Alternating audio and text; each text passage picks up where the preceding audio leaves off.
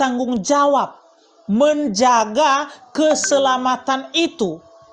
Ya, bagaimana cara menjaganya? Ya harus tidak, artinya jangan lagi berbuat dosa.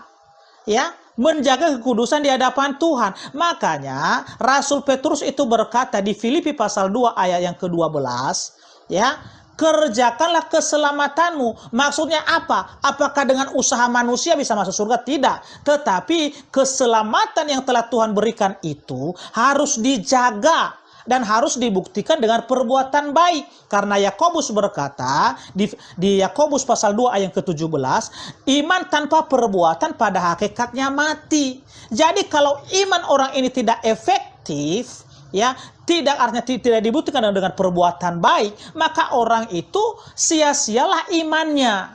Ya, karena tidak berbuah. Ya, contoh Bang, ya kan, kita menanam satu pohon, ya kan, satu pohon, ya kan. Ya, tadi kata Bang Depi. Sekalipun, sabar dulu, sekalipun pohon ini ya tumbuh, ya daunnya lebat, tetapi kalaulah buahnya tidak ditemukan, apa gunanya pohon itu? Ya kan? Udah. Jadi yang Tuhan cari itu adalah buah. Ya, buah dari iman itu apa? Ya perbuatan baik.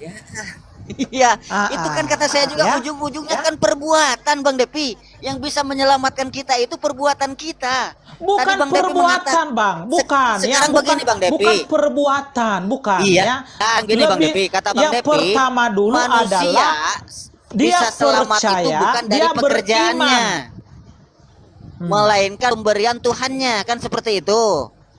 Oke, saya ikuti. Bagaimana kalau misalkan Tuhan tidak melihat pekerjaan manusia, dia memberikan keselamatan? Coba saya tanya ke Bang Depi, bagaimana ketika ada orang melakukan perbuatannya, kesalahannya setiap harinya, apakah akan diberikan keselamatan oleh Allah itu sendiri? Kalau keselamatan itu pemberian Allah, tidak dilihat dari pekerjaan manusia. Saya tanya ke Bang Depi, bagaimana kalau ada manusia? Itu tadi, saya tanya ke Bang Depi, bagaimana kalau ada manusia, dia tidak berbuat baik, semasa hidupnya berbuat jahat, apakah akan diberi keselamatan oleh Tuhan itu? Ya, itulah orang-orang yang mempermainkan Tuhan tadi, Bang Pemburu. Ya, yang diberikan keselamatan tidak sama Tuhan. Sabar dulu. Ya, yang menyalahgunakan kemerdekaannya itu. Ya, jadi kalau orang-orang yang seperti itu memang tidak selamat. Ya, karena dia menyalahgunakan. Sabar ya, karena dulu. Apa tidak selamat itu orang itu? Aduh. Mau diskusi dengan Bang enggak? Iya, maksud saya begini Bang Depi, saya kan ini belum kelar Bang Depi udah, makanya dengerin dulu. Dari tadi saya mendengarkan Bang Depi.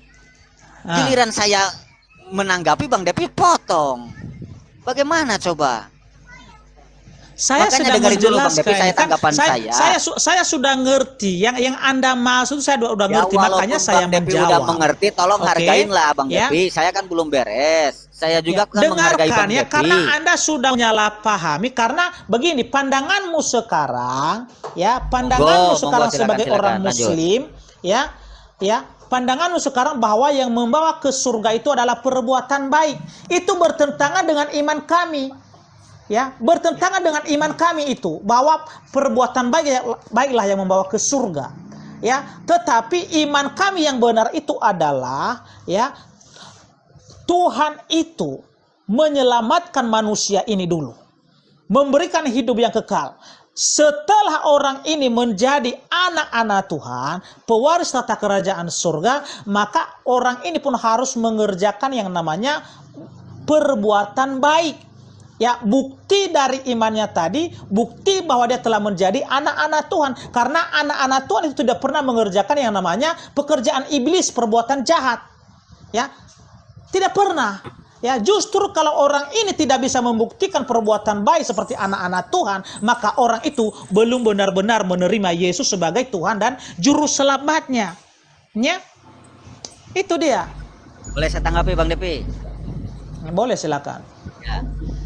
Tuhan itu Bang Depi semuanya memberikan keselamatan berdasarkan amal perbuatan seseorang. Contoh di Muslim nih, keyakinan saya di surat At-Taqabun ayat 9, di situ dikatakan, ingatlah hari ketika Allah mengumpulkan, itulah hari pengungkapan kesalahan siapa yang beriman kepada Allah dan mengerjakan kebajikan, niscaya dia akan menghapus kesalahan-kesalahannya. Satu itu. Oke. Yang kedua, di surat Al-Ankabut ayat 58, dan orang-orang yang beriman dan mengerjakan kebajikan, sungguh mereka akan kami tempatkan pada tempat-tempat yang tinggi di dalam surga. Itu di Islam.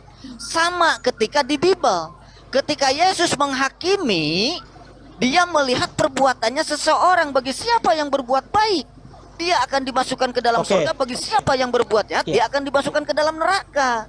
Di Bible tertulis seperti itu. Oke, saya tanggapi ya. Saya tanggapi sekaligus bertanya ya. Oh, boleh ya? Boleh ya? Ini belum juga selesai, Bang Depi. Ya udah, silakan, monggo. Silakan, nggak apa-apa. Oke ya. Ya, baik. Monggo. Pertanyaan saya begini, Bang. Simple ya, simple artinya singkat pertanyaan saya ya. Nggak panjang.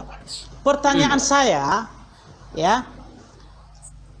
Kalaulah orang ini contoh ya kan? Contoh ini ya. Saya ini bukanlah orang Islam. Ya kan, saya berbuat baik dan berbuat baik, ya, ya. Pertanyaan pertama, apakah saya bisa masuk surga atau tidak? Pertanyaan pertama itu, dikala Bang Depi menyembah selain Allah di keimanan umat Muslim, itulah dosa yang tidak diampuni, kekal di dalam neraka. Ayo, apa lagi?